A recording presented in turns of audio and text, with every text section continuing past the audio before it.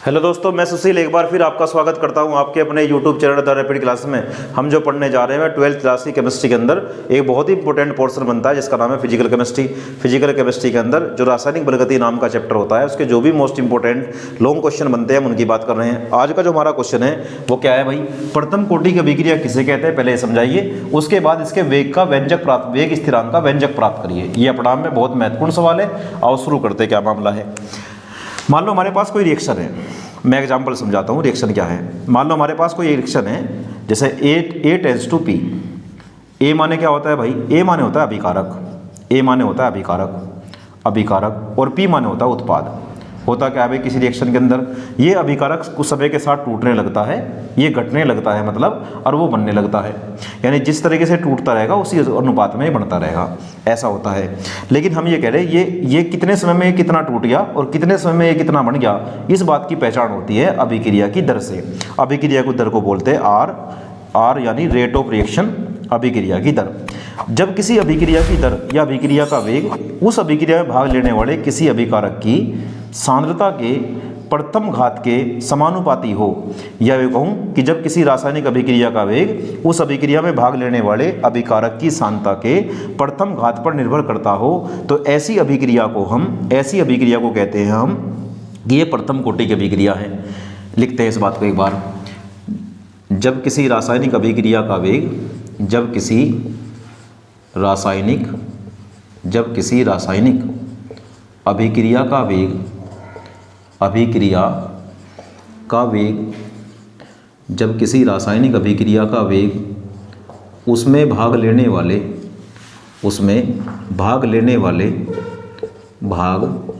वाले अभिकारक वाले किसी अभिकारक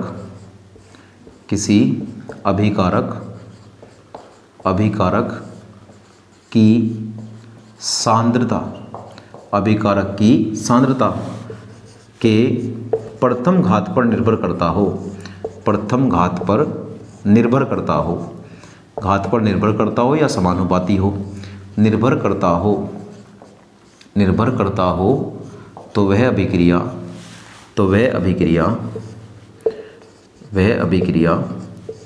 प्रथम कोटि की होती है, प्रथम कोटि की अभिक्रिया कहलाती है। ये तो इसका स्टेटमेंट हुआ, अभिक्रिया कहलाती है। अगर मैं कोई रियल एग्जांपल दूं तो ये होता है इसका रियल एग्जांपल। मान लो हमारे पास C2H4 है जिसका नाम होता है एथीन। इस एथीन के साथ तुम हाइड्रोजन का योग कराओ, योगात्मक अभिक्रिया कराओ निकिल धातु की उपस्थिति में, तो ये बनेगा C2H6। हाइड्रोजन की मात्रा को कितना भी कम ज़्यादा कर लेना, लेकिन इसके बनने वाले उत्पाद की मात्रा में कोई फर्क नहीं बनने का, क्योंकि बनने वाला जो उत्पाद है एथेन वो इस पर डिपेंड होता है। इसका मतलब इस पर्टिकुलर रासायनिक अभिक्रिया के लिए ना जो वेग है वो एथीन पर डिपेंड है, ना कि इस पर। इसलिए हम कह सकते हैं ये प्रथम कोटि की अभिक्रिया। अगर मैं लिखने पाऊँ इसके वेग का व्यंजक तो इस प्रकार लिखूंगा R बराबर K और ये C2H4 की सांद्रता की घात 1। इस प्रकार ये अभिक्रिया क्या है, प्रथम कोटि की अभिक्रिया है। जब अभिकारक की सांद्रता की प्रथम घात पर वेग डिपेंड हो तो उस तरह की अभिक्रिया का नाम होता है प्रथम कोटि की अभिक्रिया। अब इसके वेग स्थिरांक के व्यंजक की बात करते हैं। चलो मान लेते हैं, माना कोई रिएक्शन है जो इस प्रकार है A टेंड्स टू P कोई प्रथम कोटि अभिक्रिया है, प्रथम कोटि की अभिक्रिया है, ये अभिक्रिया है। प्रारंभ में क्या होगा, स्टार्टिंग में क्या होता है, प्रारंभ में का मतलब क्या होता है भाई, प्रारंभ मतलब क्या होता है जब t बराबर 0 हो, जब समय शुरू ना हुआ हो। उस समय होता क्या है एक्चुअली हम अभिकारक को लेकर चलते हैं। अभिकारक की सांद्रता मान ली मैंने शुरुआत में कि अभिकारक जो था हमारा वो A मोल प्रति लीटर था, A मोल प्रति लीटर। अच्छा, लेकिन जो उत्पाद था वो प्रारंभ में तो नहीं बनेगा ना, वो कुछ समय बाद बनना शुरू होगा, क्योंकि जैसे रिएक्शन शुरू होगी तो अभिकारक टूटने लगेगा और उत्पाद बनने लगेगा। अभिकारक तो भी लिया है ना, टूटा तो नहीं, इसका मतलब उत्पाद 0 है, उत्पाद की सांद्रता है 0 मोल प्रति लीटर, 0 मोल प्रति लीटर। कुछ समय बाद क्या होगा भाई, T समय के बाद क्या चेंज आएगा, T समय पश्चात ये जो है ना, ये A जो शुरुआत में A लिया था ये घटने लगेगा और वो बनने लगेगा। जितना ये टूट जाएगा, जितना ये वियोजित हो जाएगा उतना वो बन जाएगा। हमने मान लिया कि T समय बाद वो X बन गया, एक्स मोल प्रति लीटर हो गया, वो ये बन के एक्स मोल प्रति लीटर हो गया। तो एक्स आया कहाँ से, इसके अंदर से तो आया, ये पहले कितना था ए, उसमें से एक्स निकल के वो बन गया, इसका मतलब कितना बच गया, ए माइनस एक्स। अगर मैं पूछूं टी समय पश्चात इसकी सांद्रता कितनी है अभिकारक की, तो वो होता ना ए माइनस एक्स मोल प्रति लीटर। और मैं पूछूं टी समय पश्चात प्रोडक्ट की यानी उत्पाद की सांद्रता कितनी है, एक्स मोल प्रति लीटर। अब इसके लिए मैं अगर वेग का व्यंजक लिखूं तो वेग का व्यंजक क्या होगा भाई, इसके लिए टी समय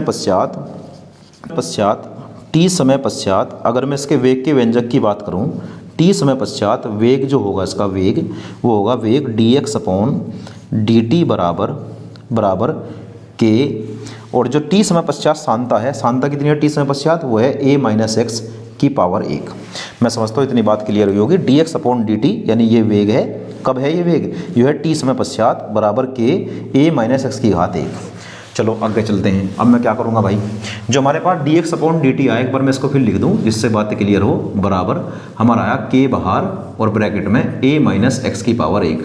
मैं एक बार बता के चलूँ, यो के जो है ना इसी का नाम है वेग स्थिरांक, और मुझे आखिरी में इसी का मान निकालना है। अच्छा भाई, अब क्या करूँगा भाई, मैं जिसमें x आ रहा उसको तो x के साथ लूँगा, जिसमें x नहीं आ रहा उसको उधर लेके जाऊँगा।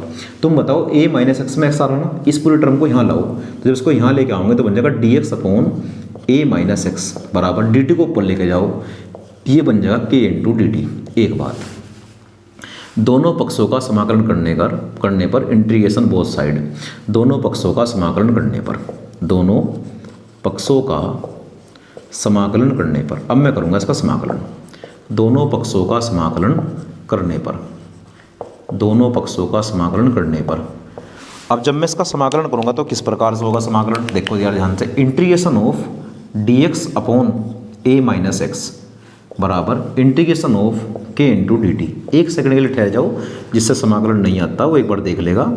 एक फॉर्मूला मैं तुम्हें बताता हूँ, के बाहर आ गया, अंदर बचा केवल एक इंटू डी टी। अब जरा ध्यान देंगे, पहली बात तो ये समझो, एक का समाकलन क्या होता है, जो यहाँ रेस्पेक्ट में लिखा ना, इसके टी के रेस्पेक्ट में बताता हूँ, एक का हो जाएगा टी, एक बात, के गुणा में था, दो बात। तीसरी बात क्या है, जब भी हम इंटीग्रेशन करते हैं इंडेफिनेट, तो इसमें एक समाकलन नियतांक जोड़ते हैं, चाहे तुम सी जोड़ लो चाहे आई जोड़ लो। हमने यहाँ सी जोड़ लिया। सी क्या है भाई, समाकलन नियतांक है, हमें नहीं पता इसका मान कितना है, सी है बस। यो आगे आओ इधर, ये क्या मामला है, इसको देखने के लिए तुम्हें एक फॉर्मूला पता होना चाहिए इंटीग्रेशन का। मैं यहाँ लिखता हूँ साइड में, एक बार दिखा दूँ। अगर कहीं पर लिखा 1/x और हमें इसका क्या करना समाकलन, तो होगा log x। यहाँ पर x तो नहीं है, यहाँ पर ये सारा है, तो 1/, ये लिखा तो इसका हो जाएगा 1/, इसका log a, तो क्या हो जाएगा भाई इधर log a माइनस एक्स। एक बात, दूसरी बात क्या हुआ, यहाँ पर x कहीं में आ रहा माइनस में, इसलिए माइनस लगा देंगे बाहर, ये हो गया हमारा, इसे कह देंगे समीकरण नंबर 1। यहाँ तक की बात क्लियर। अब क्या करते हैं, अब हम एक शर्त लगाएंगे। स्टार्टिंग में शर्त लेकर, क्यों लगा रहे हैं भाई शर्त, पहली बात ये शर्त अनुसार, कौन सी शर्त की बात करें, क्यों बात कर रहे हैं शर्त की, इसलिए बात कर रहे हैं क्योंकि जो सी का मान है मुझे वो निकालना पड़ेगा। सी का मान निकालने में एक शर्त लगाता हूँ, देखो तुम जरा ध्यान से, जब t बराबर 0 है उस समय x का मान कितना है, 0। x कौन है, वियोजित मात्रा।